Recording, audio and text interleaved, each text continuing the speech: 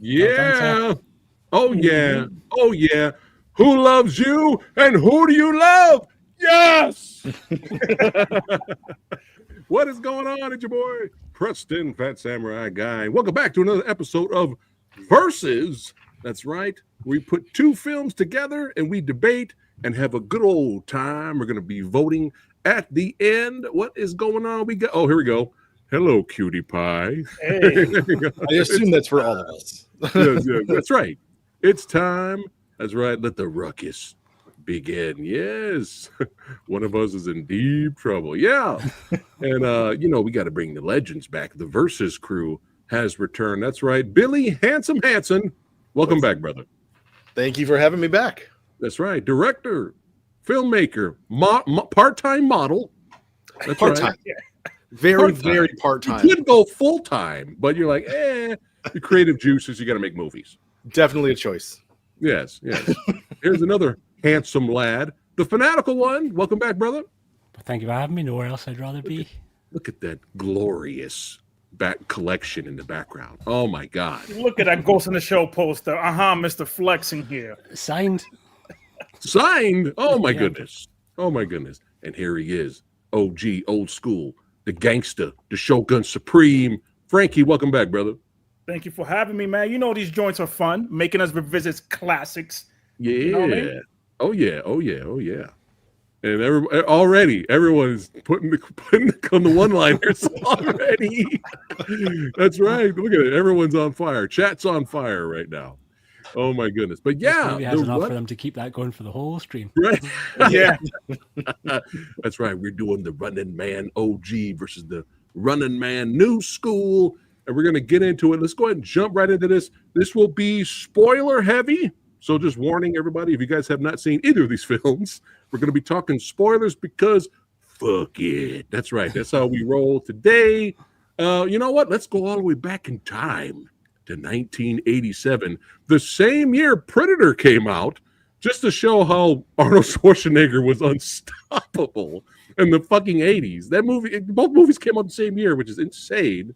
But that's how it was back then, man. That's how it was. I think even with RoboCop came out in 1987 too, I think. I'm not positive.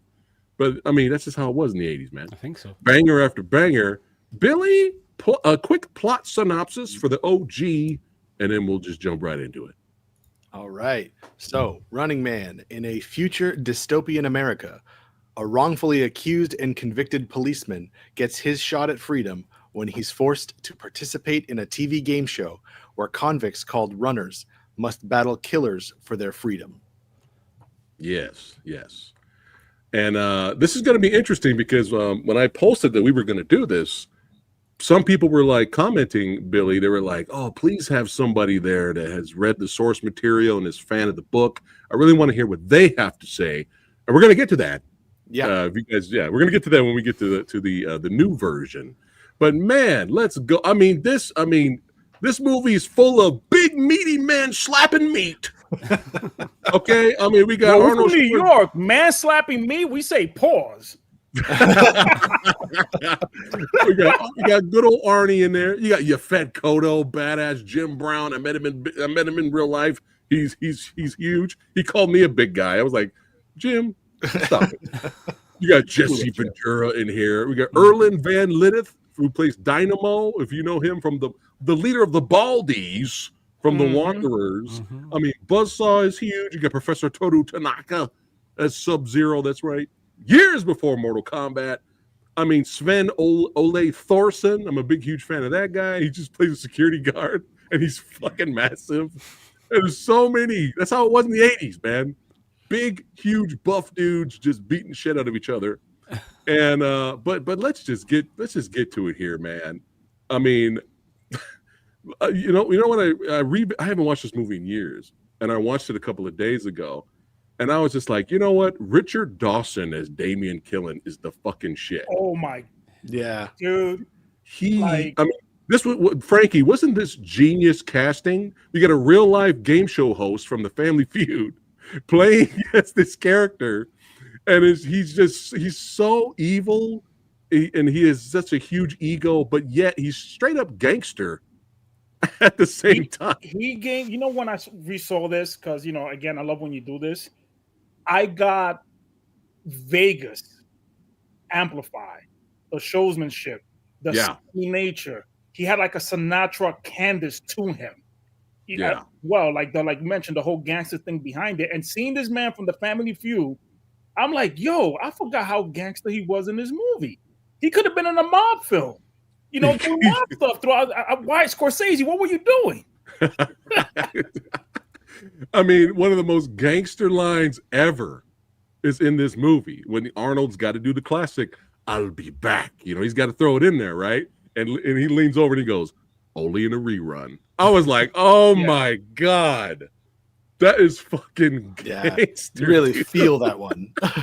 Right? And it's kind of rare somebody puts his "I'll be back" in check. I don't know if that's ever happened. I don't think in so. any other Arnold Schwarzenegger Normally gets one-liner stepped on. Yeah. Only in a rerun. But yeah, I'll talk first and then we'll go around the squared circle here. Cool. But yeah, I grew up watching this film on TV a lot. Me and my dad watched it all the time. And, I always was a big fan of it. But then, of course, when I finally watched it uncut, R-rated, I was like, oh, this is even better. And it's just always been a kind of a fan favorite of mine. I've always enjoyed it. Was just a fun movie. And did I get the same feels? Yeah, of course, there's a little bit of nostalgia, rewatching it. Of course, so I did enjoy that part because of fun memories. But it's still like, I feel like it still holds up. You know what I mean? Of course, if you compare budgets, obviously it's low budget, right?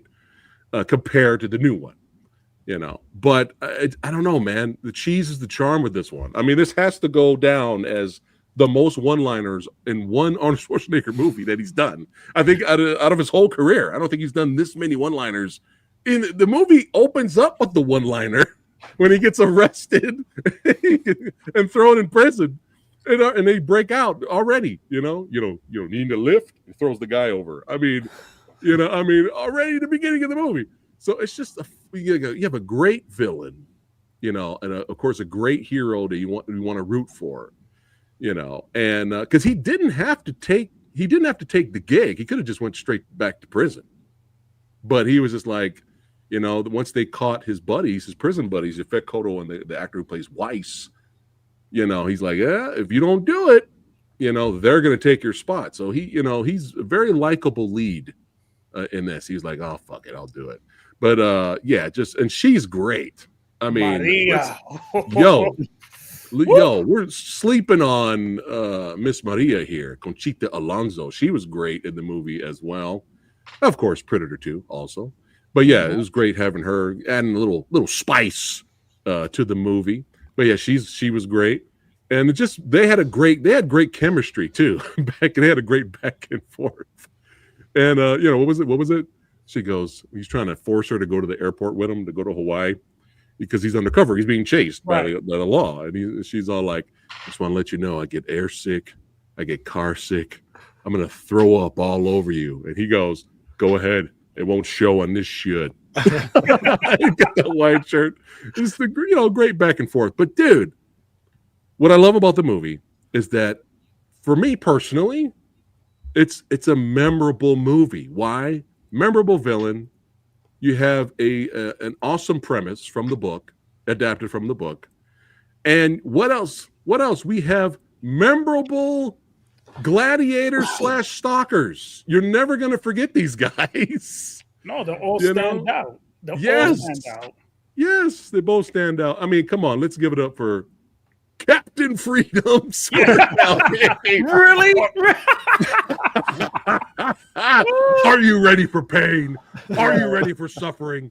I mean, come on. This is the fucking shit. This always makes me laugh. I'm hinting at personality. Mm-hmm. Keyword personality. You know what I mean? So we're going to get to that a little bit later. But yeah, there's really not that much I have to say.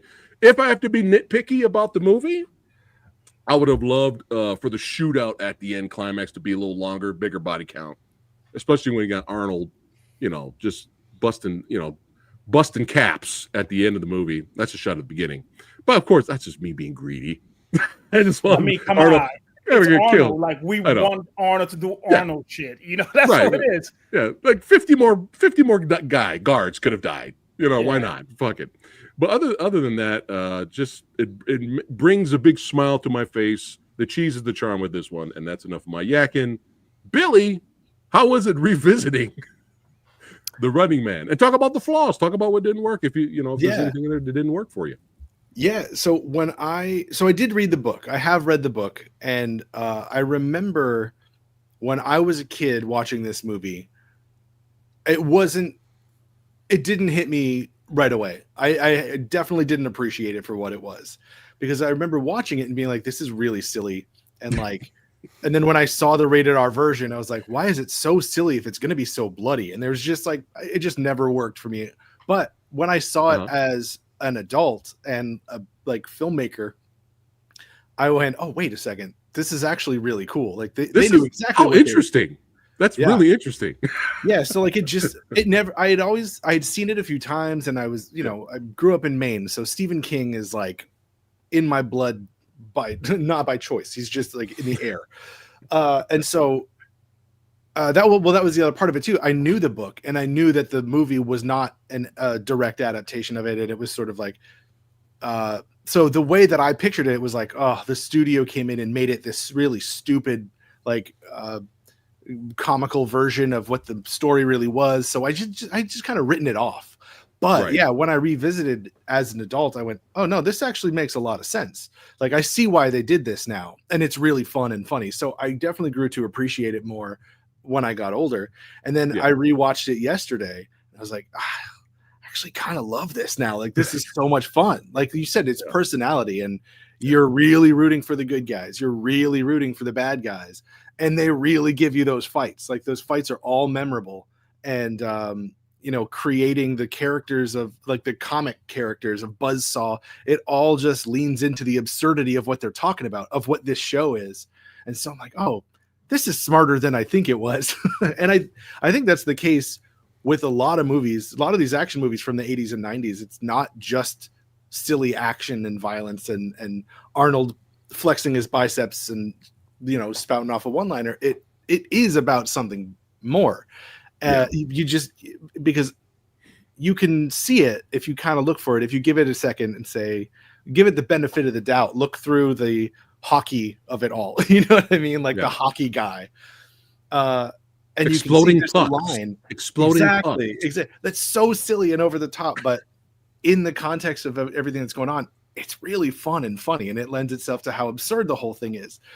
And I was actually really struck this time watching it. There's a line right in the beginning, and we'll talk about this later, but there's a line right in the beginning where I went, ooh, this is on point with the theme from the start, where someone says like, oh, I'm not into, they're talking about the show, The Running Man.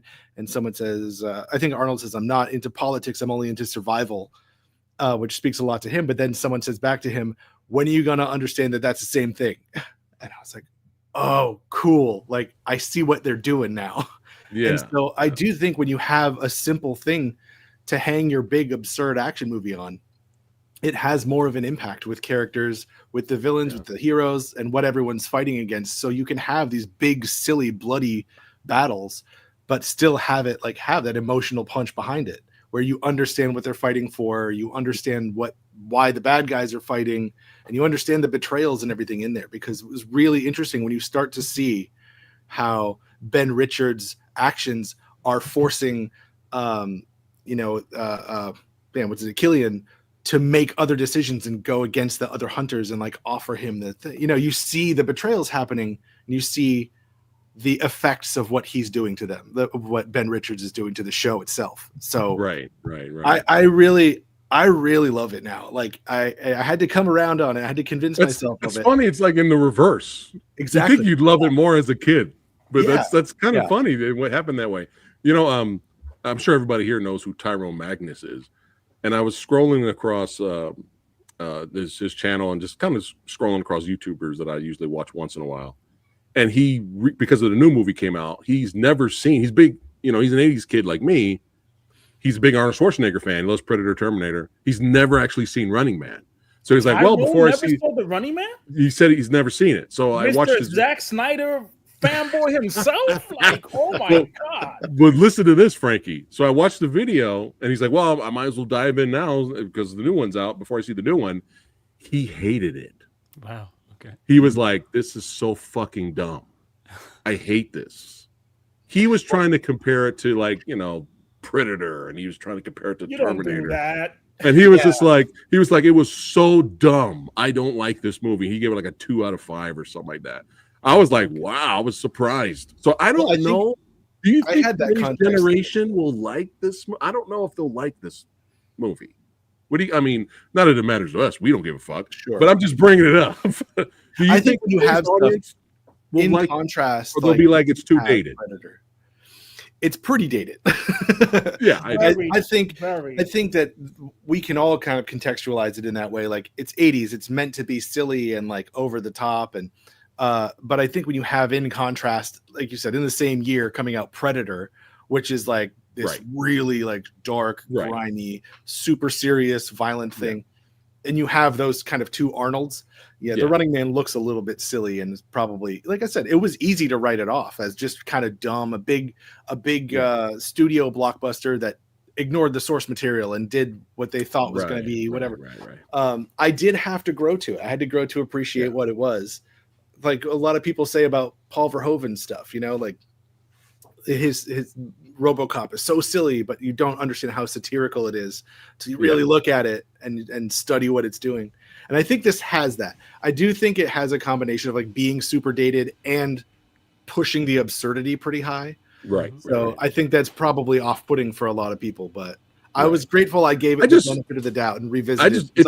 I don't think too hard. It's just a fun movie. Yeah. But anyway, I have to ask you before we go to Frankie, I have to ask you, Billy, since you read the book. Yeah. Like Demolition Man, The Running Man has also been in the discussion, the original, of predicting things that are eventually going to come out later. Mm-hmm. So the face swap, the deep fake, the AI stuff, was that brought up in the book? You know what? I think so. I haven't read the book in a very long time, but I think it was a part of it. Like they had faked something. Not as much as in the new one, but I do think it was there, because the whole thing is about how the show is fake and it's all bullshit. Like they're feeding you bullshit is essentially what the whole thing is. So if I remember correctly, it was. It's kind of this movie was ahead of its time there. For sure. Yeah, for sure. Oh, here we go. Yeah, shout out to the soundtrack. The theme song. That could be a ringtone. Mm-hmm. Frankie could call me. That'll be Frankie's ringtone. The theme song. A memorable theme song. Hint, hint. Keyword. Another keyword of the day. Memorable. All right. And of course you saw it in theater, Sumo. Of course you did. This guy rubs it in all the time. I saw this. I had to suffer. I'll just rub it in that I was 3 years old when it came out, so I wasn't allowed. Oh, thank you. Screw you, man. Anyway, but all right, we'll keep it on. We'll keep on keeping it. Oh, one more nitpick. As much as I love the movie, Yaphet Kotto was such a badass in the beginning of the movie. Breaking the guard's neck, taking out a whole bunch of guards. I wanted him to at least put up more of a fight when we got to the game, because he didn't really do anything. You know what I mean? They established that he could throw down, but he kind of really didn't do nothing but get his butt kicked, and then he died. Remember what he said there, folks. Chat. Remember what he said right there, because we're bringing that up later. Okay. Participation. Yes. Chat participation is welcome. But yeah, I mean, it's just a nitpick. I mean, but he did save Ben Richards' life. He saved Arnold's life. So that was like a big deal, because Arnold was going to get it. That would have been a short movie. That would have been a short movie. But Frankie, thoughts on the original OG, man? I haven't seen this movie, I think, since probably the DVD era, when DVDs were becoming a thing, when everybody got the PS2, because everybody bought the Matrix and the PS2 hand in hand when it dropped, So a lot of us were buying a lot of films, so I haven't seen it since. So we watching this thing again in 4K on an OLED. I forgot how beautiful this film is with the matted paintings. You see in the beginning, it looks something straight out of Escape from New York, Dark Man, The Crow with the lights. the big jumbotron with the reporter speaking. Right there, it tells you off the bat what world you're gonna see, and it's gonna convey. And it got me thinking, man, the 80s had this vision of the future the way cartoons in the 60s and 70s had of the future. You know, the dystopian look, but still have this urban look to it with the saturation of the current lighting at that time, because the bulbs we used back then had this orange look to it before that look went away when we went to LED lights in this era. So that's one thing I truly was like blown away, is how remarkable the matted backgrounds were in this film. And back then I just saw it as a goofy, fun thing, because everybody, all the villains are dressed like wrestlers. So let's keep it real. That's why the film dates itself, is the way everybody looks with the name tags. But I grew up in that era when we had freaking Ultimate Warrior, Hacksaw Jim Duggan. So this film exaggerates everything, because the whole thing of the Running Man is super satire, corporate, political stuff being exaggerated to the degree. Look at the host. Look at the one-liners. So the whole world is like this. People take things as a joke.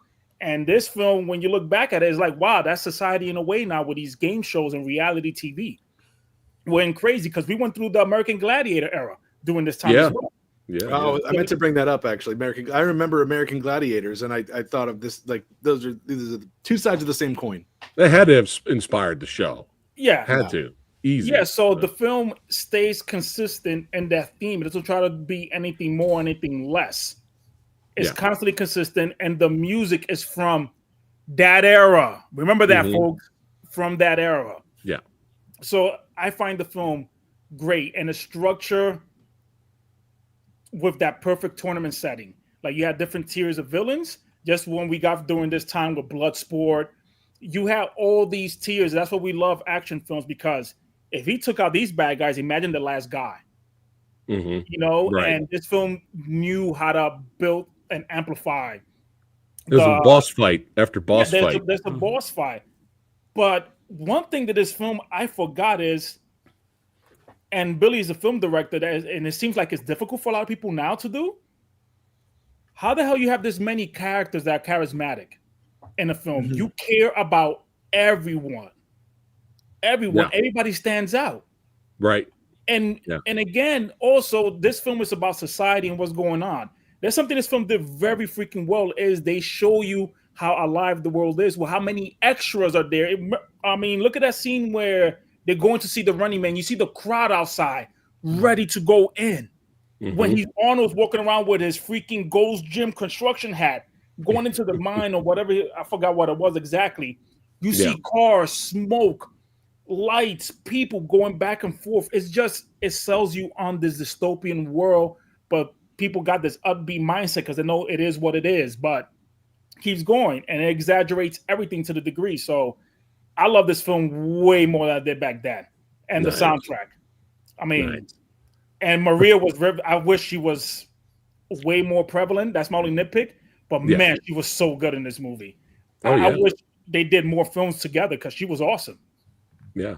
And I forgot to mention that one scene where Buzzsaw shows up and the guy gets in his face and he just palm strikes the guy, and the guy's all bleeding. He's like, Buzzsaw touched me. Buzzsaw touched me. He's all happy about it. It's such a perfect encapsulation of what the movie's about too. Like, but they're gonna beat you to death, and you're gonna be happy about it. But this one reminded me something. As you know, we get older and wiser and consume more media. It's kind of funny we doing this comparison when it comes to book adaptations. I came across an interesting YouTube video about the most difficult book to adapt, and that's on Catcher in the Rye. And it's a great video essay I recommend people to watch. And certain things are very difficult to put on a screen. So it's always best to take a massive creative liberty and take the idea and put a spin to it. And that's what this film did. Because if anybody, I read Catcher in the Rye in high school, like many of us, and got me thinking, how will you make this film? How? It just be an incel like biopic the way it will come off, depending on how you interpret that book. But this film took that minute concept and exaggerated, and it's fitting because the whole concept of the Running Man is absurd. is absurd. And while watching the new one, I'm not gonna get into it yet. I'm like, yeah, there's some Elon Musk shit. He will do this. Yeah, But those y'all love vehicles they have are just Cybertrucks, man. Yes. Yeah, look at it right there. Cybertruck. I want to know if this was really Dynamo singing here. I want to know if the actor really had pipes. Does anybody know? It was pretty good. I don't know, but whoever did that sounded good. Look at I that. buy it. Look at that guy. Look at that guy. Look at that guy. Oh my god. He's got the size to have the required lungs. So All right, Fanatical. 2 out of 5, right? You're with Tyrone Magnus. Pretty much. No. Yeah, I knew it. No, so much nostalgia for me wrapped up in this, the same as you guys. I wasn't. I'm shocked that I'm that much older than you, Billy, than I am, because I was a lot older than 3 when this first came out. And so I remember. I don't think we saw it. At Well, the you don't movies. look older. Well, thank you. I love you too. So this was definitely VHS rental. I think was the first Ooh. time that we kind of got into it, and it was in heavy rotation at that point. It was hugely into Arnold Schwarzenegger, as we all were at that point. And I don't remember kind of ranking them back then. There was just pretty much anything that he was in at this point I enjoyed. There was just some that I enjoyed more, but I definitely had it on DVD. But I hadn't seen it for probably at least, I don't know, maybe 10 years. Might even be a little bit more, and it was just like putting on a very familiar glove, or a favorite sweater. It was kind of it was everything that I remembered and noticed a whole lot more. I mean, a couple of people, Frankie and Chat, mentioned the music.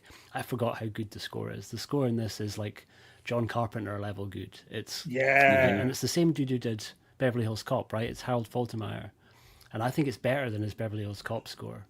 Beverly Hills Cop's maybe more easily recognizable, but I think the score for this is better. There's like a better melody, and so really dug on that. I think Billy, you also mentioned Paul Verhoeven, and I kind of, part of me wishes that he directed this, because there is quite a bit of satirical stuff here. Like there's that climbing for dollars little kind of snippet. That's hilarious. So cool. And I think that they needed, or it would have been great if I had to nitpick anything. I would have liked to see more of those sort of little beats. We would have got the body count I wanted. You If he did it, yeah, and the gore, but the fact that none of us have acknowledged yet, because the original director got sacked, right, and got replaced by fucking Starsky from Starsky and Hutch.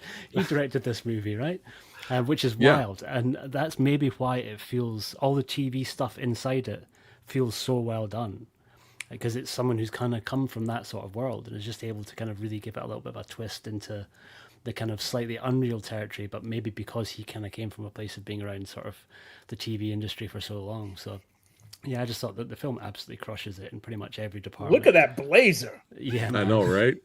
And Look Ventura's, he's the GOAT, man. I think I'm glad that he was the top boss that they kind of built up to, because he was the only one that kind of seemed like he could actually go toe to toe with Arnold. All the other guys kind of seemed like they were 20 years and 200 pounds past where they needed to be to really worry Arnold too much. Maybe Buzzsaw pretty big and still in shape, and he had his bike. But yeah, nah, man, this is just a good time, and I think it's certainly not as good an Arnold movie as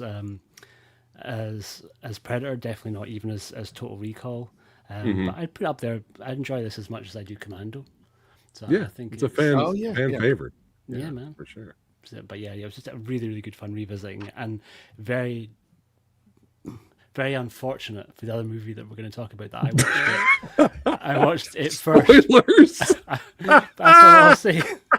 Man, well, if I hadn't revisited them both so close together, I think then it wouldn't be such a polarized. It's funny because I messaged Preston on Facebook when I came out of the theater. He's like, "Hold it for the video." Frankie's already hitting me with it. He's like, "What the fuck?" I was like, "Save it for the video." Oh man, we're gonna get to it. Let's have Captain Freedom segue us to the newest addition to the Running Man universe. Oh, really quickly, going back to what Frankie said earlier, memorable characters. You know, you have Phat and the actor who played Weiss. Like, you feel bad when Weiss gets it, man. Yeah, man, you do. Like it's just instant death. You know, but you're rooting for him. Dude, I'm battling so much right now to talk about this new one because I'm gonna go straight to you after I go first. Yeah. All right, go ahead. So that way you hold let's that. Keep the rotation going. You, Billy, you know. All right.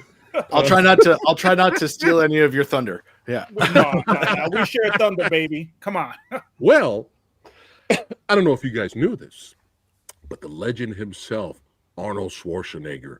That's right. The pumping iron. That's right. The legend himself is a huge, gigantic fan of this new movie.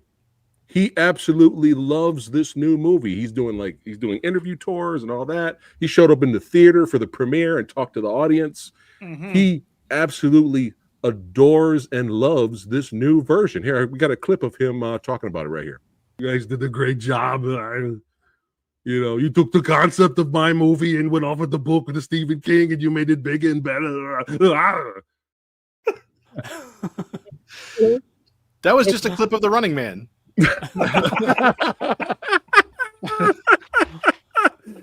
Oh man, but yeah, he really loved the movie. I was like, oh, it's good. I mean, he didn't say the nicest things about the Total Recall. He was like, nah, I didn't really like that one. But I liked that one. The director's cut is ridiculous. But anyway, that's the new one. Yeah, I never seen it. Is it worth watching? The director's cut, yes. I didn't even know there was a director's cut. Did you guys know this? I didn't. So the same, Frankie. It's the same guy who directed Ballerina, isn't it? I think Len Wiseman, right? Yeah. Underworld, yeah. The director's cut is where it's at. Okay. You get more context and more like you get a lot. Out of I did not get paid to talk about this movie. I really love it. Yeah. But yeah, I did the trailer reaction a while back, and I was like, well, this, they're doing their own thing. It's not a reboot or remake of the Arnie movie. That's where I would have been like, But I was like, all right, they're basing off the book. They're doing their own thing. I was like, okay, this might be fun. Big, huge Edgar Wright fan. Love Hot Fuzz. Mm-hmm. Fanatical people say Hot Fuzz is his best movie. What do you think of that? That whole Cornetto trilogy is pretty hard to kind of place up against each other, because I really like Shaun of the Dead. I think it's always kind of comes down to either Shaun of the Dead or Hot Fuzz. Yeah, maybe Hot Fuzz overall probably does top it. It was so strange for me seeing him direct movies, because I kind of grew up right the way through when he was doing Spaced. So he was just that guy that made Spaced, and then seeing Simon. I love that show. That show's so good. Stratosphere as well was just crazy. So funny. But even back then, you could sort of see that he had leanings towards really cinematic stuff, and he had so many good ideas in that TV show. Scott Pilgrim, man. Yeah. And Baby Driver's great. I love Scott Pilgrim. That was such a surprise. And even Guillermo del Toro, he went to go see Scott Pilgrim when it came out, and Guillermo was like, we need more movies like this. Mm-hmm. It was so original and fresh and based off material. Mm-hmm. And it's this movie. But my problem with this, and I did an out of the theater quick reaction vlog, really quick video, but there was a lot more I wanted to say. But the things I left out of there was it just didn't. One of my pet peeves was it didn't feel like an Edgar Wright movie. Nah, not at all. No. It didn't feel like an Edgar Wright movie. Where was the personality? Where was the memorable characters? It just did not. Anybody else could have directed this movie. That's why I'm wondering, was there some sabotage behind the scenes? I don't know. Rick Myers will let us know on the next Action Film Autopsy. I'm sure he's going to be doing his sleuthing. But I mean, I'm just sitting in the theater, just like I want to have fun. I want to like this. But man, I was the movie was losing me, and I was dozing. That's not good. If I'm in the theater and I'm like, that's not good.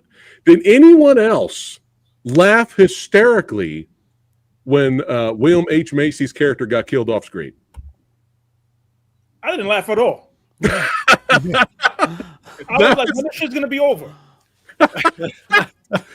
It's like they raided his place, and then I looked this way for a second, and then I looked back. I was like, oh, he's dead. And I was trying so hard to get some kind of amusement out of the movie that I started laughing. And there was another thing, the humor. Nothing hit for me personally. Nothing hit. Nothing was funny that was supposed to be funny. Even that the Kardashians ripoff, the parody of the Kardashian show. Every time that kept coming on, was it the Americanos I or actually something like that? genuinely legit thought that was the Kardashians for I'm sure maybe the first 5 minutes. I'm sure that was the point, right? Yeah. But every time it just kept coming on. It should have just been one time, Yeah. right? But Should've it been kept different coming show. on, and I'm like, is this supposed to be funny? Like I'm sitting here like, what are we doing? You know? And what was, Glenn Powell, he was really trying, you know. I have not seen a lot. Trying our patience. I have not seen a lot. I don't think maybe this is the second Glenn Powell movie I've seen. So I haven't really seen him in a lot. I haven't seen Twisters or anything like that. So yeah, he's jacked. He got ripped for the role, but what a waste of jackness for this scene. It would have been cool to see him shirtless or sleeveless fighting the villains, but then that would have taken thought. We can't have that. But I mean, even when the villains were introduced, I was like, okay, Killian in this version, all right. And, I like Brolin, but I mean, it's like he's more of a behind the scenes Killian in this. He's not really the host. Mm-hmm. And another thing I brought up in my vlog was I said the host of the actual host. He was a lot of fun. I didn't mean to say that. What I meant was the actor seemed like he was having a lot of fun playing the role because I didn't really give a shit. Did you guys watch Severance, by the way? The No. TV show Severance. I've seen the first season, but not the second. I felt that the guy who plays Milchik would have been a much better choice for the host of the show. Nothing against the actor they did pick, but the guy who played Milchik is unreal good. And he Even with the same dialogue? Yeah, man. Yeah. Watch Severance and you understand that guy crushes everything he touches. Yeah. But the comedy didn't hit. It didn't feel like an Edgar Wright movie. I was losing patience. I was oh my God. When we get to the Emilia character? Is that how you say her name? Is it Amelia? Amelia in the car, right? Jesus fucking Christ. That took yeah. Jesus Christ! When this Pat, character, you see this face right now? Yeah. I'm almost done. When we get to the Amelia character at the end of the movie, the movie treats her as she's the main character now, and we stick with this side character till the movie ends. And I'm like, who is this? He should have just hijacked the car, had her, hostage, and then get away and then do something else. Keep it moving. And we have this back and forth. No, it's time to learn a lesson, audience. Are you ready to learn a lesson? It's time to have this dialogue back and forth. It's like, we already know this shit, man. We know the game is bad. We know it's rigged. Yes, the hierarchy is bad. Poor people are suffering. We know all this. But yet he has to take the time out of being chased and hunted by murderers to show this character we don't know that he's a good guy. What the fuck are we doing? What are we doing? I'm sitting in the theater like, what? And I'm sure the actress is sweetheart. I'm sure she's probably a great actress. But I don't know why she was like super overacting for this character. Like she was just yelling, "You're a bad person, and you left your kid." And blah, blah. Even when she was on the plane and got between him and Lee Pace, she's screaming, "I'm done with this. I was on your side, but I'm done." Blah, blah, blah. I'm like, dude, what am I watching? What is this shit? I can't wait to hear what Billy has to say about this fucking character. You introduced William H. Macy just to get killed hilariously off screen. And I'm sorry, but people are, if you enjoyed the movie out there, great. More power to you. But I am sorry, but I just don't understand, all right? People are jizzing over the Michael Cera, what's his name? Was that his name, Michael Cera? Yeah. Scott Pilgrim, whatever the fuck his name is. People are jizzing over that scene like, oh man, when he showed up, he killed it in that part. And that, oh man, that scene, the Home Alone scene, and when he's taken out, oh my God. And I was literally Frankie. I was like, who is this? I don't care. Let's move on. I don't give a shit about super soaker electricity deaths. Where the fuck are we going? Yeah, I was like, this is what you guys were talking about? Watch more action films. Again, comedy didn't hit. Didn't care about the characters. didn't feel like an Edgar Wright movie, and then the action was so uninspired. And we know Wright can do action. Look at the driving scenes in Baby Driver.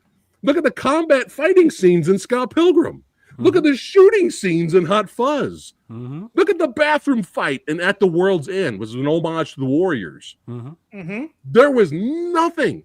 And the stalkers in this were so unbelievably forgettable. Yeah. They were just I was just like, come on. You kind of only really had two that you can even semi-remember. The blonde one, they kind of kept pushing him, and then they have a horrible one-on-one fight that you could barely see. Yeah. Which he what has are to we get saved doing? in. Like if the other guy hadn't cut the Achilles heel of the blonde dude, he kind of would have lost, right? Our supposed hero. Yeah. And I'm not, well, when we go to Billy, I'm going to look up the cast here because there's a stunt guy that have a huge respect for. I would love to interview him in the future, and I'm so happy for him.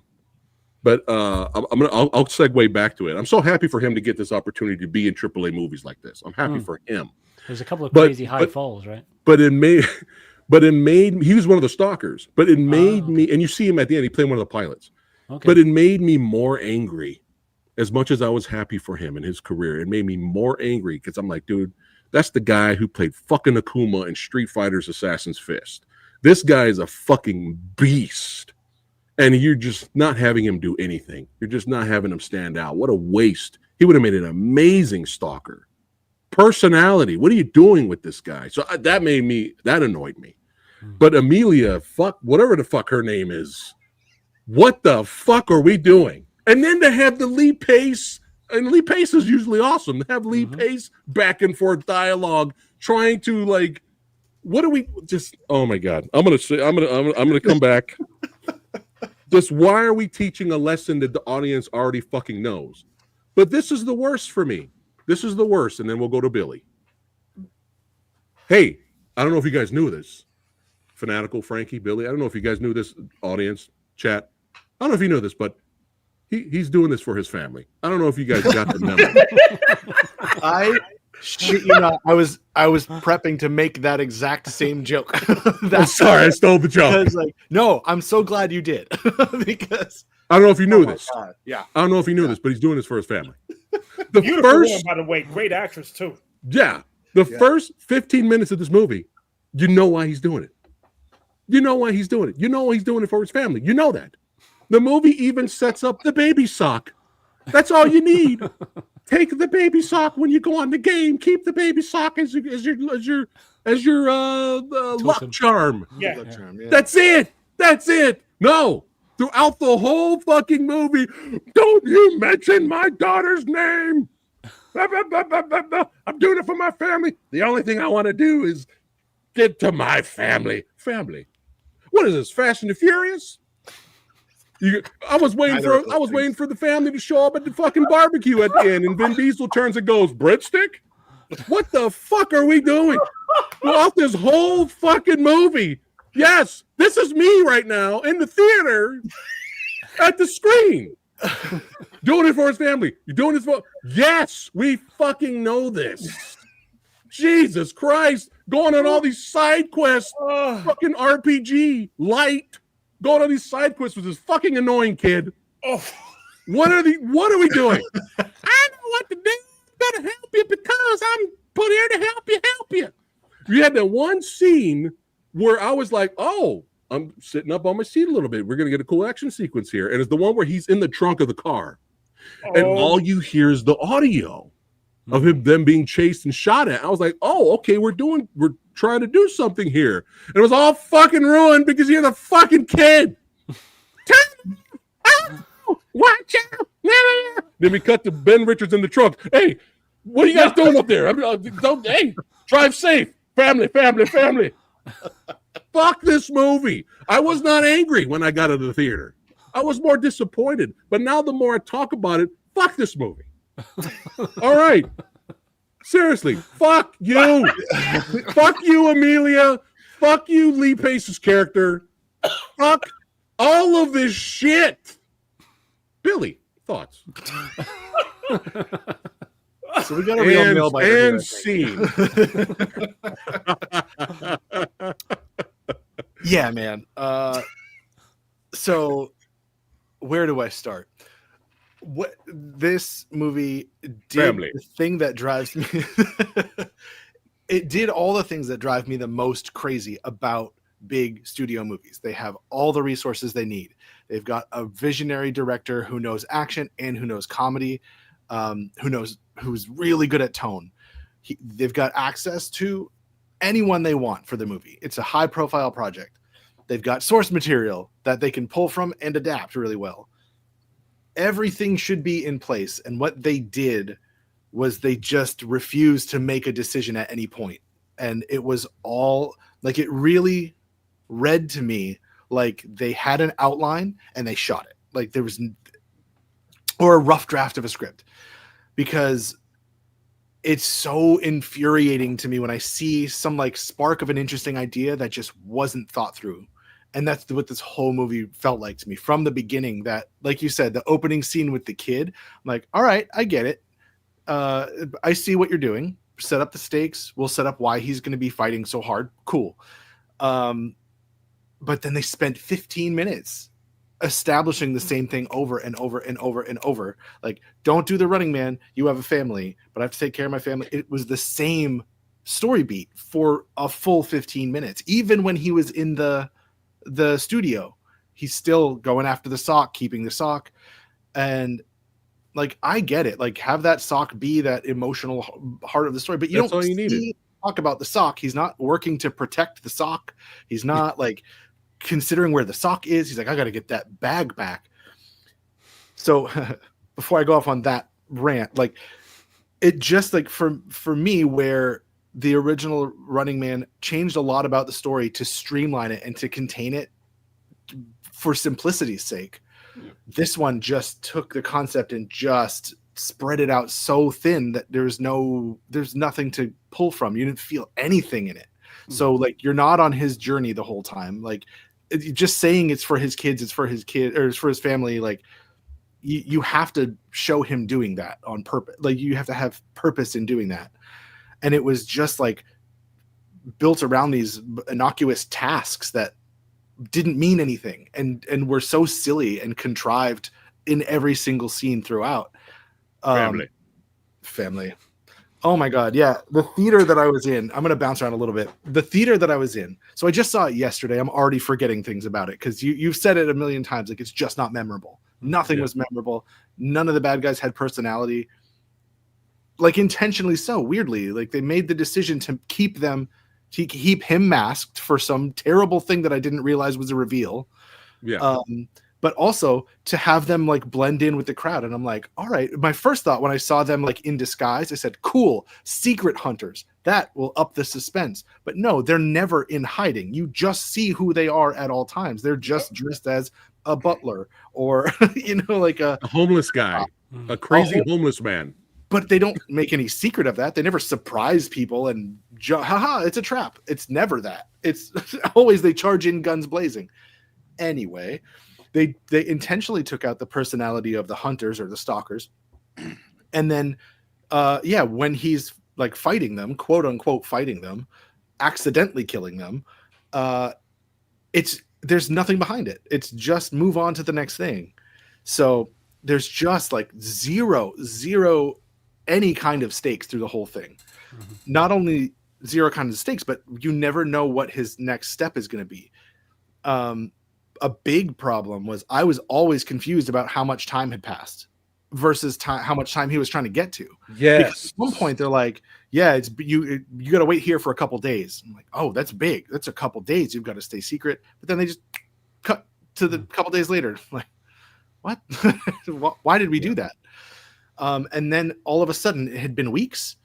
And then all of a sudden it was close. He had passed the goal of the end of the last person.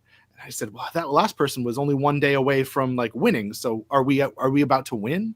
Mm-hmm. And then they never talked about him winning. It was just such a bizarre, like, I never knew where he was at or what he was trying to do or why he was trying to do it. Where I talked about in the first Running Man, Arnold is taking action that other people wouldn't take. So he's like fucking up their show, and the show is trying to correct for it, and that's what makes it interesting. That's where the suspense gets ramped up. That's where you're like, oh, what is this building to? How is this going to finish?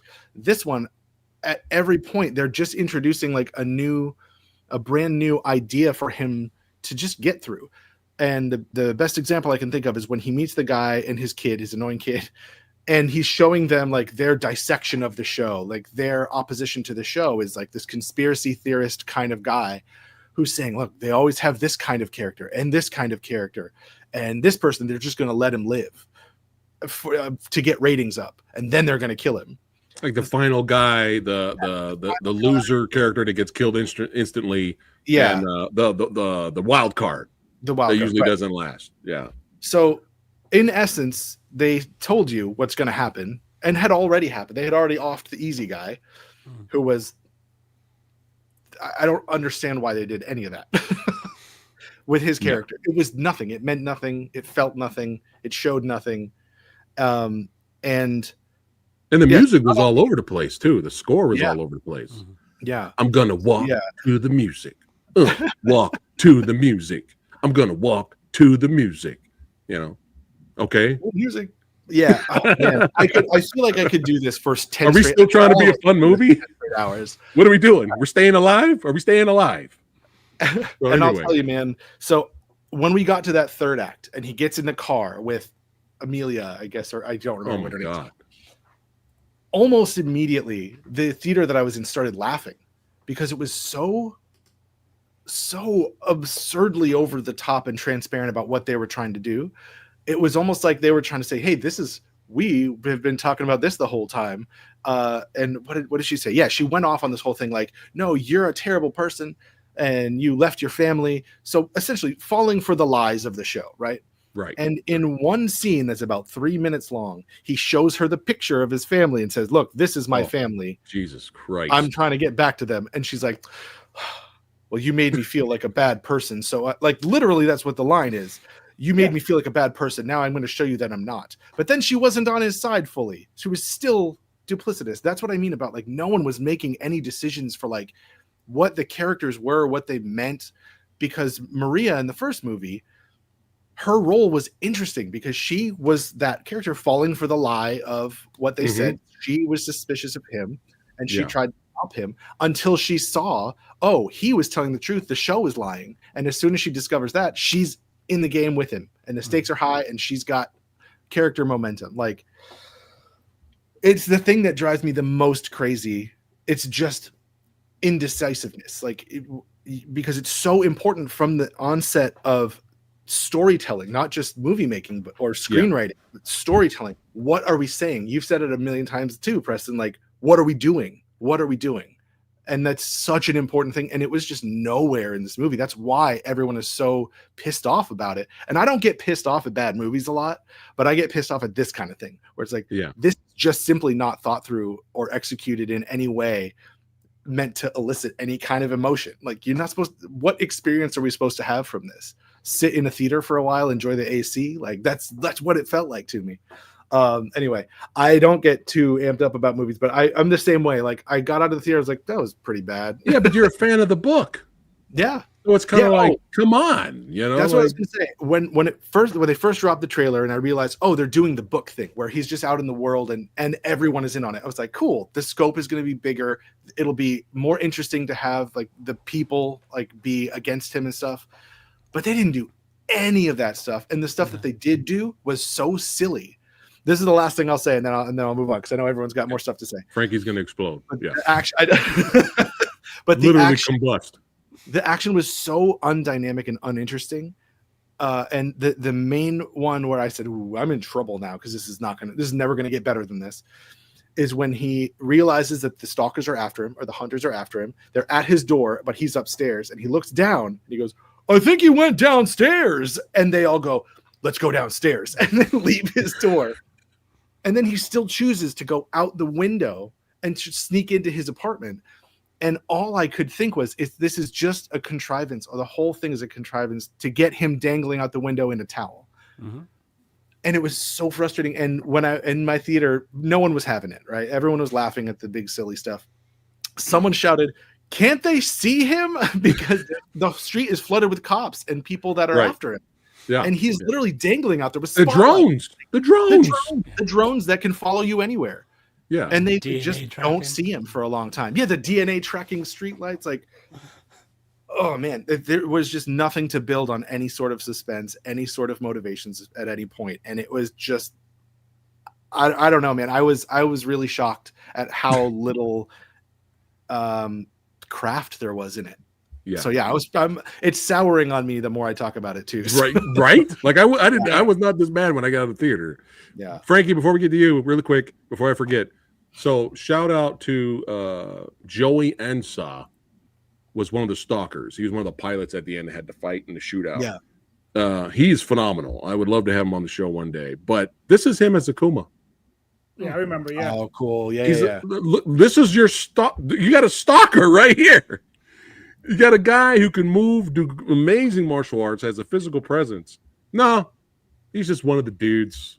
So Also, how do you have that stuff pisses me off, man? A main character set up as the angriest man that's ever done the show and never have him go on like a rage spiral? Like that's his superpower. You said it a million times. He's so angry. I'm glad you brought up the time issue, because at the end of the day, since it's 30 days, this game is 30 days. This should have been a TV show. Mm-hmm. Could have did a TV series since it's 30 days for the entire contest. I think you should have just did a show. Yeah, a good show, not this, right? But a good show. I think it could have worked, because you could spend more time with the characters. You can spend more time with the side characters. You can throw in the action when you want. I think you should have just did a series since it's a month. But yeah, it feels it's supposed to be a month, but it feels like it took place over a weekend. Yeah. Yeah, I couldn't tell you how much time had passed, even though they had literal chyrons to tell you how much time was passed. I literally couldn't track it. It's so weird. All right, Frankie. He doesn't know where to start. Yo, I'm gonna break details down because this film show you stuff not to do if you're a filmmaker. And I don't blame the director.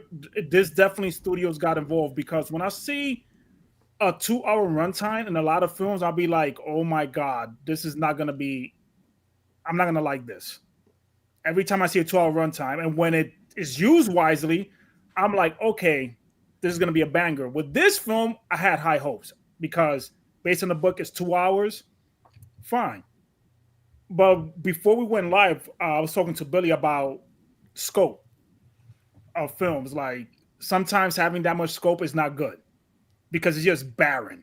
And that's what this film did. How are we going to go to different cities, especially Boston, and we run into a revolutionary man and his kid and not be used? Besides, I got shocked when he opened the door to show all his TVs. I'm thinking, oh my God, this guy must have weapons. We're going to see like a different version of the Black Panthers. They're going to help the running man. No, he's a YouTuber, basically. I'm like, okay, but let me backtrack because there's a lot. Yeah. The film does, and we all agree, did a great job in the first 10 minutes. I'm like, okay, this is the world. It looks very gritty, real life situations we can all relate. And the dynamic between him and his wife and how she much cares and how much, she has to work, do double shifts. Everything's already set up. Mm-hmm. A man that every freaking 8 minutes, I got to hear about family, you barely see them after that. The same problem I had with Havoc. This guy has a wife and kid and disappeared. Never is used as a crutch. Never. It's like they never existed in Havoc. Same thing over here besides the end with the AI video. I'm like, dude, I don't care about the family no more. I get it. I hear it all the time. This guy turns into freaking the Hawk. My man broke the hell out of the glass while he's making the line. But they think we're stupid. He's a nice guy too, because there's a guy in the line being sick, helps him picks up. That rhythm repeats itself throughout the entire duration of the film. Mm-hmm. When he fought one of the freaking useless hunters, when his Achilles heel got freaking sliced, He said, you better kill him. You better kill. You get the bonus. He doesn't kill him. But mention his daughter's name, he's destroying 3 fucking cars and exploding a building.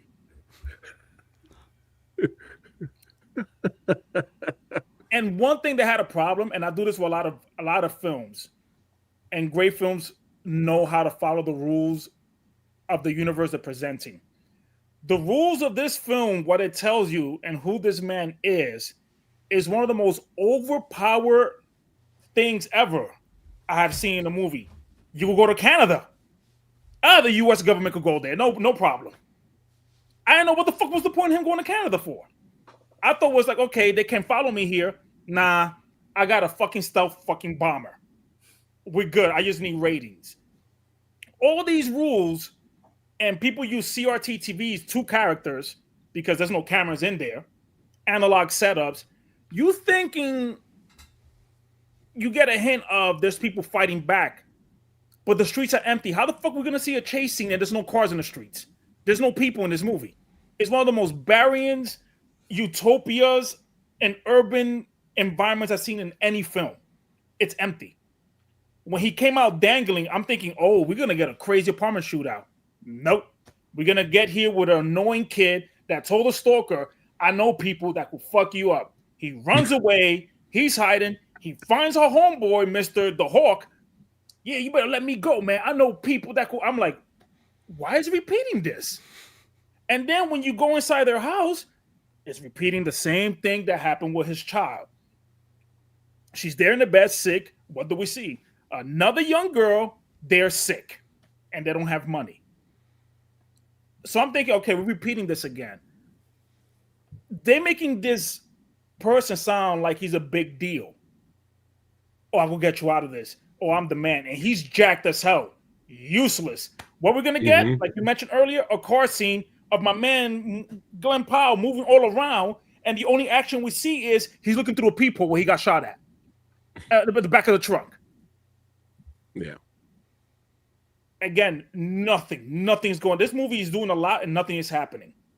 And then we get these awesome looking hunters that look like the soldiers from Metal Gear Solid Phantom Pain, you know. And I'm thinking, okay, this movie's gonna do something interesting. Are we gonna get the owner of the network as the last hunter when he did the face reveal? I'm like, who the fuck is this guy? Why do I care? It's Lee Pace. You have these mailboxes.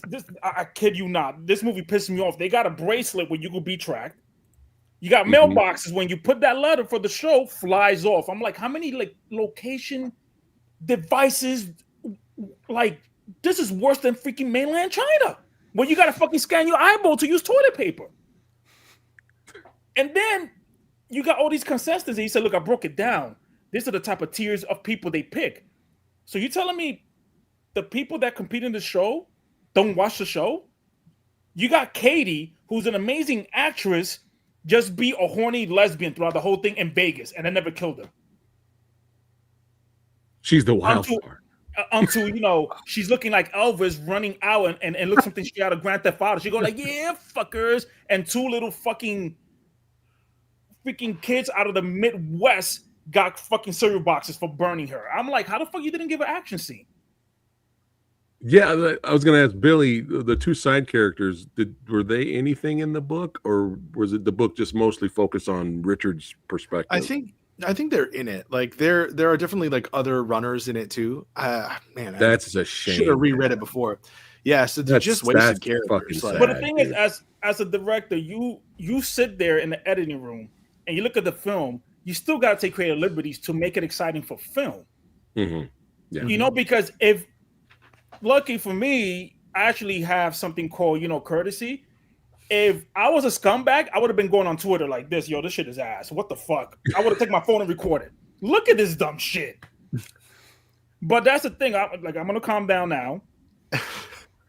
You have these awesome looking set pieces and not being used. You give me 2 annoying characters, and you guys didn't mention it. Michael Cera's mom. I want that lady to get shot so bad. Was that his mom or his grandma? Grandma. That woman needed to get doesn't matter. That was the only funny. That's the only part of the movie I think I actually laughed out loud. when he just threw her ass in the room. I was like this in that scene. I was like this, and then this film, when that music kicked in, has one of the worst soundtrack curations there is. This film has an identity crisis. Yes. Are you trying to be a funny satire film, but you giving me serious tone? But then you got wacky stuff, but you're not using the wackiness. Mm-hmm. And I'm like, this film score sucks. I don't remember this shit anymore. The soundtrack pissed me off because it's for the wrong film. There's some good songs in the movie, but it doesn't fit the tone. That's not the tone of this movie, or there's even a tone at all. I should have had my hoodie on. And then you got people with awesome little booby trap homes, barely used. What we get, Michael Cera with a super soaker and water and electrifies these guys. Oh yeah, I love my bacon crispy. I'm like, where the fuck is the shootout? Why are you not on top of the house? Like, you guys didn't see that TV show? The guy who did the first raid, he has that awesome British show, Gangs of London. Yeah, Gangs of London. That house scene in episode 6, where the dude drops down. Why are we not getting that? These guys, like I said, is the most overpowered rules I've seen in a movie. All this high tech shit, stealth bombers, and they're not using the weapons. Do you remember what weapons they used in this film? All you saw was bullet holes. You didn't see them getting busy. All of a sudden, the drones started shooting. That's a great point, Frankie, because this felt like the softest R-rated movie ever. This could have been a hard PG-13. Yeah, like I'm like, why is this movie rated R? Like, is it because of the strippers with Katie and then she's doing all this all this cool stuff, and I'm like, this woman could fight. My problem with this film is you have all these set ideas and nothing's being utilized. It would have been fascinating if the people started helping and they fighting back. Give me something to give a fuck about. Frankie, they set it up. Hey, neighbor. When she comes up to Ben Richards, she's like, hey, we live next to each other. This is going to be fun. And they kept saying, stick to your kind, stick to your kind. He's like, no, fuck it. Because him and Katie would have been there was no chemistry. Sure. And then the most screen time is with that freaking Gucci scarf Americano loving chick in Canada. Like, what the fuck was that? Like, I'm like, yo, who are you? Go away. You still in the movie? No, you're there to freaking jump off a plane to spread freaking revolutionary flyers. And hold up. When Amelia fell out of the airplane with the parachute at the end, and she goes, "Stop filming me." Was that supposed to be funny? I guess so. I think so. And here's the thing, though. There's something that Billy mentioned about we didn't get one emotional scene at all. Like, I thought we were going to get it when he grabbed the freaking Destiny-looking orb, something straight out of the Destiny game. That's what it looked like to me. Yeah. And there was no 1v1 battles or like one hunter. Give me some charisma. Oh, man, you think you can handle Detroit? Man, I'm from there. Let's go. And one hunter at a time. Yeah. Like they're all walking around like, yeah, look at me. Ooh. I'm like, how's this fun? Who will watch this TV show? And it's fight at the end with Lee Pace sucked too. It was horrible. I thought I was going to get some freaking Under Siege battle. No, it's just he gets slight with a mirror and he talks about, oh, I'm the one. I've been through here. Trust me. And I'm like, whatever. But that's one thing that pissed me off the most throughout this whole freaking film is when it got to the end. You telling me you put the damn stealth bomber. That's what I keep calling it. It's not a stealth bomber, but you know what I'm saying, guys. Yeah. You put the plane on autopilot. It doesn't matter, Frankie. It's okay. Yeah. It's this movie. You put this plane on autopilot. You can go to Canada at ease. All this other shit. You shot down the fucking plane. Somehow you didn't have control of the escape pod. My man still left with the bracelet. And people could walk into this high super security thermal testing with Molotov cocktails. You have a gun on the freaking host's head, and he goes, "No, read the fight print. The reason you can't kill me because it says fuck you." And he walks away. I thought you don't give a fuck. Just shoot him. Who gives a fuck? Who's gonna kill you? Like your own people are gonna turn around and shoot you because it says fuck you on his contract? I was already checked out. Oh no, This I pay point, attention I wasn't even thinking of all this. So I'm glad Frankie's bringing it the up. thing is, when I really don't like something, I'm gonna go in to argue with freaking the online memers, because I went through this with the other film, One Battle After Another. I didn't enjoy it as much, but when I saw that film, I was like, this is a meme movie. I called out every scene. I showed my notepad of what people are gonna post on Twitter, and I was dead on. It's a meme movie, fun movie. Yeah. That movie, I was like, I don't give a fuck. I'm having a blast, and I get to see this late anyway. Yeah. Let's not talk about good movies right now. We're talking about bad ones. But the escape pod thing made no freaking sense. And like I said, thermal sensors, Molotov cocktails, and then there's a revolution. This one found a box. You tell me that box doesn't have a fucking beacon? I'm like, I'm done. Dude, when the credits came up, the little comic book panel shit, I'm like, oh, we're back to comedy? Fuck this movie. I literally said, fuck this movie. Fuck you for applauding, bro. Because I had a couple of Modelos. So I was ready to fight. So this was also Frankie's reaction in the theater. And you see that sweat? That wasn't, it was filled with Modelos. So it was Modelo sweat. Anything else? Anything else, Frankie, before we go to Fanatical? Nah, I'm gonna catch a heart attack, bro. Nah, man. Go. All right. Fanatical. What can I say that's not already been said? I think this movie cost $110 million. Should have given it a Billy. Which is, to put it into context, that's 10 Godzilla minus ones. Where did the money go? Like, because none of it appeared to have worked its way up on screen. Like, I liked the kind of kernel of the idea, and I've not read the original source book, but the idea of putting it out into the bigger world could have been quite interesting if people in the real world had actually interacted with the situation at all, other than the few that kind of helped him, sort of, despite having like resources that they shouldn't have really had. I got really fucked up with the mailbox thing. I think I missed the next 20 minutes of the movie because my brain got stuck in a feedback loop of trying to work out, is that how their mailboxes work all the time? Is like each mailbox one letter per mailbox? Oh yeah. So does it take off as soon as anyone puts anything into it, or will it only take off if it's a Running Man tape? And then like, what happens if you want to post mail and a Running Man tape's just been posted? Are you fucked until it? So I went there was a whole journey that I had that was much more interesting than the movie. And I'm trying to work out what was going on with the mailboxes. But I think like Edgar Wright co-wrote this movie, and Samurai, you kind of said it doesn't really feel like his stuff, and it really doesn't. It's just devoid of any kind of heart, charisma, soul, passion. I really don't like Glenn Powell. I can't remember if I've seen him in anything else. He's just the definition of meh. Like, I guess he's kind of pretty, I suppose. He's a photogenic guy, but nothing that he was doing acting performance-wise could I really get behind. I didn't know if he was trying to play it funny, if he was trying to play it straight. I didn't buy him when he was being angry. I didn't really buy him when he was being funny. And then I started thinking, well, would it have been any better with a different actor in it? Not really, because the script would have still been the same, the setup would have still been the same. The Hunter's really ineffective. Like, out of three of them, two of them they didn't manage to catch or kill. The girl got killed by two random kids with flamethrowers. Yes. I think we were meant to laugh at that beat, but it wasn't funny at all. Josh Brolin was trying really hard, and I do like Josh Brolin. And so I think he was basically the only one that when he came on screen, I at least enjoyed what he was doing. So then I'm ending up rooting for the evil guy who has the show. And I don't think that's what the movie intended for me to be going that way. I don't think I'm supposed to be on the side of the evil corporation, but I did find myself kind of rooting for them.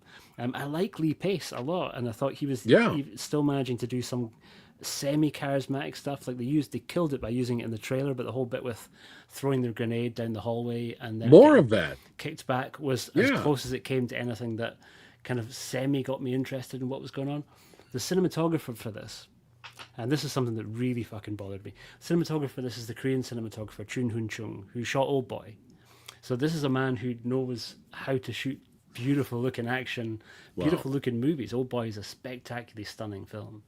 So I kind of feel that all this kind of has to land on the shoulders of Edgar Wright. I don't know how much of this we can put down to studio interference, because from what he said, I don't think they gave him that much grief. I think once he'd said what he was going to do, he was pretty much left alone to do it with an astronomical amount of cash. He's been wanting to do this for years, right? Supposedly so, yeah. Yeah. It's taking a long time to kind of try and get it off the ground, and I don't know why, because there's almost anything else in fact, everything he has done.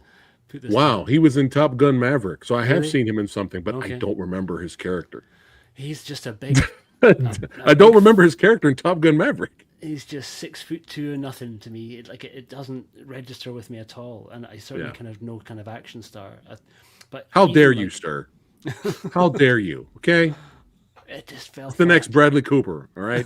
I'm not really a fan of him either, to be honest. We're sorely lacking for movie stars. He's the next Matthew McConaughey. I like McConaughey. I like McConaughey. Hey, don't slander. No McConaughey slander, bro. No, I like it. Yeah, I love True Detective season 1. Killer Joe. All right. Yeah, man. Yeah. Watch Killer Joe. He'll turn you around. Yo, Killer Joe's underrated, bro. That's such an underrated movie. But yeah, go ahead. Look, I got Chipper there talking about a good movie. Look at that. I'm all hey. You're remembering happier times when you watched stuff that was worth watching. I'm almost was tempted to invoice you for this, Sam, because not just for the ticket cost. It's time that I want back and need because I'm in my advancing years. But hey, it gives us an excuse to rewatch the old one. You know. Yeah, that it does, and that's what that I'm made it thankful even for. worse. What you're saying is you wanted to run away from the film. Is that what you're saying? Yeah, this was spectacularly bad. This is, I think, maybe possibly the worst movie that I've seen this year. Wow. Dude, the greatest thing I saw in a movie theater is when the credits were about to kick in, a guy a few rows over me hopped over the seats and just walked the fuck out. He was like, yo, like, fuck this shit. As soon as the credits popped up, someone in my theater went, boo! There you go. Somebody booed? Quite literally went, boo! At the top of their lungs. Wow. Like, that's correct. This is a correct thing to do. Yeah. Even the game show aesthetic, I was disappointed. Yeah, didn't work. Yeah. The girls came out. I was like, enough. they're getting ready to jam like the old school, you know? It's And funny then you no, mentioned we're the done game with show that. because all we saw when they're doing the game show was backstage. Mm-hmm. Yeah. It didn't feel like a game show like the 80s version. It didn't feel like I said. It was soulless. It was barren. Yeah. It was these weird camera angles, like this 3/4 side profile. The closest they came to engaging with that stuff was the black dude who had his own YouTube channel. They should have done that. When he was highlighting like some of the audience members had been used from different series. That was like an attempt to try and almost do something. Like he was cracking the code of the fact that it was all fake. Yeah. But those moments were pretty fleeting. I would have preferred to see him as the running man, actually, when it come down to it, because he was a lot more of an sort of entertaining presence on screen when he came around. Not the younger kid, but the guy who had the... he was better, and I think, it just fell flat for me. And I don't know why they didn't kind of stick with that dynamic of the three runners semi kind of being sort of together. They all kind of just went their separate ways, and the other two were pretty much forgotten about. And why on earth did the girl go off on like some big gambling spree? Like of this, like, was it like a power play to be like, look, I'm flaunting the fact that I can. She's the wild card. I forgot whatever the second tier was. That was. It was the simp. For some reason, all of them talk to baristas. For some reason. And then you have one that was like an egomaniac. All this money you gave me, I'm gonna gamble this shit. But she never gave that attitude that she's gonna die. She didn't have that. She was like, "Yo, we're gonna do this." Yeah. Why go through all this training, right? Like, and not use it? Like, it's just weird. None of it made just. Yeah, there was just when you have scripts like this and you have a big, huge world, a big, huge scope, and you don't make any decisions. All of that stuff, it's just like it makes no sense. It's nonsense. Like, wow, why did she do that? Why did that other guy not realize that he was on this show? And he probably should be utilizing some survival skills, not going for coffee. Like, they're tracking you. You have a thing. Like, what are we doing? He's the dumb one. That was the tier. Yeah. That was. But that's what I go. Like, why did you introduce this tier? Exactly. Like, do you people actually watch the show? Do you know you're gonna get killed? And when they run up to him, he's like, "Oh fuck, all right, cool." Boop. Like, it's Looney Tunes. I'm like, what did he get out of any of them at all? Just don't introduce them. So you're telling me you went on a show to talk to baristas because now you can finally buy a coffee? What? You couldn't do that before? Like, there's something to be said there. You know what I mean? Like, there is something to mine story-wise and character-wise. Like, if he is so poor that he's doing this and the simple cup of coffee, like, that's something to explore, but not just to toss in as a side note because it's just confusing. But they didn't use it very well. Like, you never had a sit-down with all three going like, exactly, man, I don't give a fuck. But I remember when I used to buy things and everything. forget the health thing. That's already shoehorned in. Talk about more of the struggles, what you went through. You know, mention like the reason I'm this skinny is because I freaking can't eat. Like, you know what I ate? I fucking ate a rat. Put a reference to freaking rat burgers. I don't care. Do something, care, or mention Katie. No, Katie O'Brien, great actress. She was in Love Lies Bleeding. Oh yeah.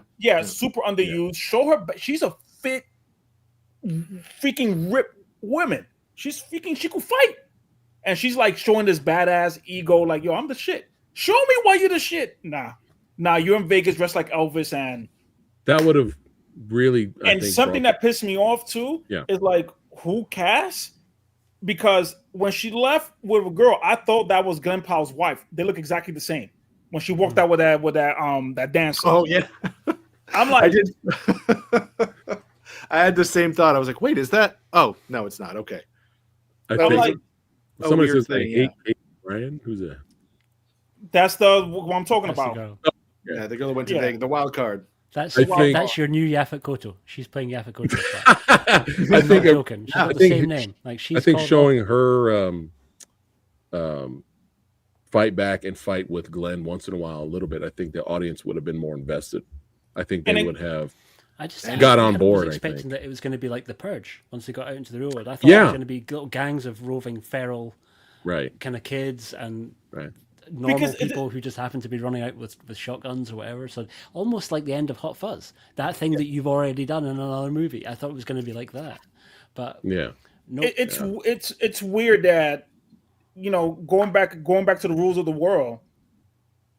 They got a bounty on you too. If people rat you out, they get bread. So you're telling me a place that has gambling and people are losing money are not gonna put your they introduced the concept. You get money. Yeah. Film the runners and you get paid. No one's gonna do that. Especially in a casino. Yeah. And again, it goes back to I'm glad you mentioned the whole time because I'm like, wait a minute, we're about to hit 20 days and Katie's still alive in a casino? There's a rule in the casino they can't go in? No, and that went out the window when they went in. I'm like, yeah. This movie. Was there anything else, Fanatical? No, that's pretty much it. I think I'm the more that we're talking about it, I'm getting depressed. I'm not even getting angry at this point. One of the things that's crazy to me, one of the things that occurred to me while we were talking is that disappointment, angry, depressed. Yeah, Running Man. We're in different stages of denial. The Running Man. Put that on the poster. The Running Man 2025. Disappointing, angry, depressed. Dude, well, it's crazy to me that The Long Walk also came out this year, which is also Stephen King, also about a TV show. I want to watch that. Yeah.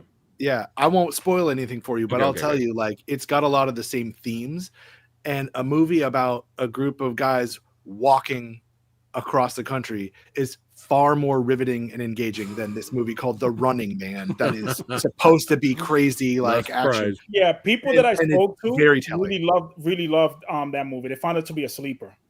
Yeah, I need to watch it. I think it's super dark, but like when you see it in contrast to this, I'm glad you brought that up because the more funny things that the movie threw at you that I wasn't laughing at, I was in the theater going, you know what?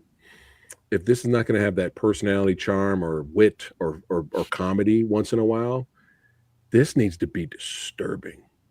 I want this to go straight dark, hard R violence and disturbing where you see what fucked up shit's happening to these runners and then we're cutting back to everyone cheering and having a good time and placing bets. I think we really had something here. And I'm assuming the book was that way.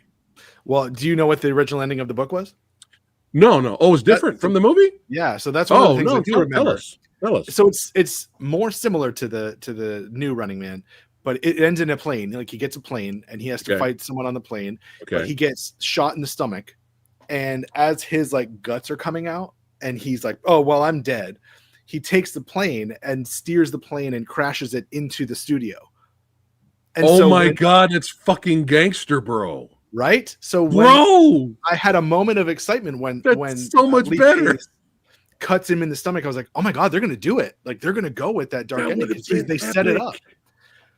But then they did all the weird shit with the missile And then, like you already talked about it, Frankie, but like, wow, it's so confusing at the end. Like, what you're just undercutting yourself over and over and over. When that ending, you set it up perfectly, and it would have been a rare moment of engagement and emotional impact or anything happening, dude. But yeah, the end of the book is as like his guts pretty was gnarly. spilling out. Yes, I yes, remember please. he gets shot in the stomach, and his guts are starting to come out, and he realizes that he's dead.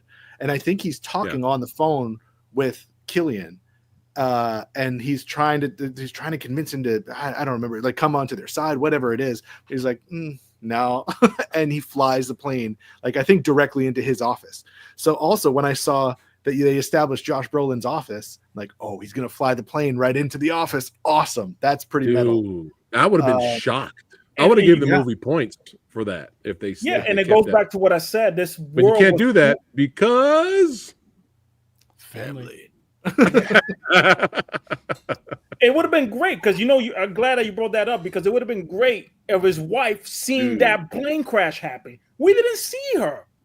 Yeah, throughout the whole film, she disappeared. I forgot. She seemed spectacularly unbothered about everything, including the fact that her husband is away off in the Running Man. She was just going out grocery shopping, like here's the baby sock, like enjoying her life in some sort fun. of new place with a new identity, seemingly, because her name has been changed. So she's like, did anyone here at once believe that they were dead? No. No one believed that, dude. No, not at all. What's going on, Travis? Thanks for chiming in. We're about to wrap it up right now. And Wildman, thanks again for chiming in. He goes, "What if Tom Cruise was in the Running Man? The Running would have been better. He would have made it better. He would still be running. Yeah, he'd still be running. What? And Tom Cruise iconic running? Oh, that would have been entertainment all on his own. Right. I know. That's it. He would have hijacked that film. Having read the book after seeing the 87 novel, I further appreciated the direction it went. It was different in a way that I applauded, taking the concept and going a different way. I guess he's talking about the Arnie movie. Awesome. Look at that. He appreciates their different way there. Yeah, like I said, I appreciate that the Arnie movie so much more now, and how they distilled the concept and the ideas of 2 out of 7, Billy. 2 out of 7. Do you think that's 2 out of 5? Do you think that's why Arnold's really responded to it? You're like, this movie's amazing. It makes my movie look so much better. There it is. That's what it is. Man. Well, it's time to vote, bitches. It's time to vote. Before we got started here, Fanatical said before we went live, he goes, this is not much of a versus, is it? But it gives us a chance to talk movies, which is what it's all about. Mm-hmm. And before we do go around the squared circle and vote, we have a special video vote from David Vo. Shout out to him from Martial Arts Action Cinema. Let's see which way he went. Hey guys, David here for MAActionCinema.com. That's Martial Arts Action Cinema. And today we're choosing between the original Running Man starring Arnold Schwarzenegger and the new one starring Glenn Powell. So I gotta say, gotta go with the old school one for sure, because the new one, it was good. It was actually pretty action packed, but unfortunately a lot of the action is pretty lackluster. Nothing memorable whatsoever. Not to the fault of Glenn Powell, who did an excellent job, but he could only do so much of what's given to him, and the action just wasn't up to par, so I gotta go with the original with Arnold, even though it's not as faithful to Stephen King's novel. It's just classic 80s cheese. It's one of those movies where it's so cheesy, and all the one-liners that Arnold does in the film, but it's so cheesy it's good. So you can't go wrong with the original Running Man with Arnold. And he did the whole "I'll be back" thing too in that film, just paying homage to himself. So that's you just can't go wrong with that one. So yes, original Running Man for me. Peace. All right. The right answer. And there you go. Thank you, David. Thank you for that. Faithful to the source doesn't always mean better. There was another adaptation of a Stephen King book that was famously very unfaithful to his book, and that was The Shining. Yep. And then Stephen King got all butthurt about it and made his own version, which was spectacularly bad. Was that the TV series? Yes, it was. Okay. Yep. I actually own that on DVD and I never watched it. Yeah, there's no need. Just go back and watch Kubrick's I'll tell version. like when I remember like seeing The Shining and like absolute classic movie, but I remember thinking Stephen King was being a baby about it. And then I read The Shining and I went, oh, I see why he's pissed off. I see why this pissed him off so much, because a lot of that's a whole other discussion. Isn't that like, Billy, did you watch the TV show? Isn't like the sort of prequel, it's Doctor Sleep? Is that more like novel close in terms of what it's trying to do? Sort of. The Doctor Sleep did an interesting thing where they kind of combined the original novel with Kubrick's The Shining, so they have elements of both, and he like really made it work as one thing. Okay. But yeah, it's interesting, and it really taught me a lot about adaptations, The Shining, because I love Kubrick's movie, one of the scariest things ever, but it did pull a lot of like emotion and like the sadness out of the book. But when he did his like pure adaptation, it's abysmal. It's so well, now I have to watch it now. I have to see how bad it is. I own it. I might as well. Hey, Billy, future video. I sense a future video. Down. Yeah. But yeah, let's get to the voting here. We got to wrap it up soon. Billy, who are you voting for? Well, it really came to Arnie. I mean, it's got to be the original. I mean, as much as I was excited for an actual adaptation of the novel and the way it was set up, it's just like everything that I do not like about the way big movies are made sometimes. Right. The new one. Yep. Frankie. I mean, the Arnold one, of course, man. Yep. But I got to give credit to the new film. For one thing, is that it keeps reminding me that, hey, man, life is not too bad, bro. You know, like life is going good, bro. Like there could be worse things in life like this. So, but it gives you insight. Yeah. It makes you appreciate films that you were too hard on. Mm-hmm. Or revisit. You'd be like, you know what? This wasn't as bad as I remember. Yeah. So I'll give it that. But all right. Nah. The old school one, bro. Like, come on. Fanatical. What could possibly be? It's the original. It was always going to be the original. But I would like to stress that I think most of us, if not all of us, went in with an open mind. And I was certainly open to the idea. Yeah. I would have loved it. And I was betting a little bit on Edgar Wright delivering something at least semi-entertaining. But this was really, it didn't, we said it at the beginning and we'll say it right at the end. It just didn't feel like an Edgar Wright movie. So yeah, me, Arnie all the way. Yeah. Well, come on, you know I'm about to vote for the new one. Amelia, the character, is the MVP of the film. And I got a poster. I'm taking down my Predator poster. I'm just going to put a poster of just Amelia back there, and represent the awesomeness. You know, they're believe it or not, there's fans of this film. I had a lot of people comment, and they're like, I enjoyed it. It was fun. I had a good time. And, that's great. I'm glad you guys had a good time. But good for you. I'm glad you guys had fun. I mean, that's what it's all about, right? Go to movies, have a good time. Yeah. I see this film doing better on streaming, and I see people viewing it as a fun little time waster. It does actually sitting like down, a Netflix movie, actually. Right. A lot of people said that, Fanatical. They were like, this feels like an Amazon Prime movie, Netflix movie. I feel like if you're just sitting, you didn't pay to go see it, your hard-earned money to go see it in the theater like we did. You're just sitting at home, you're like, oh, it's this Running Man. What is this? And you watch it and you're just like, yeah. That's your reaction afterwards. I could see people like enjoying it. They'll forget about it immediately when it's done. But I see, that's the most positive thing I can say about the movie is that on streaming, it possibly could be a fun little time waster. But I will take low budget cheesiness, memorable, classic, iconic movie over nothing. Big budget nothingness. You remember how Killian died in that original movie. No one's going to fucking remember how Brolin's character died in this one. No one's going to remember. But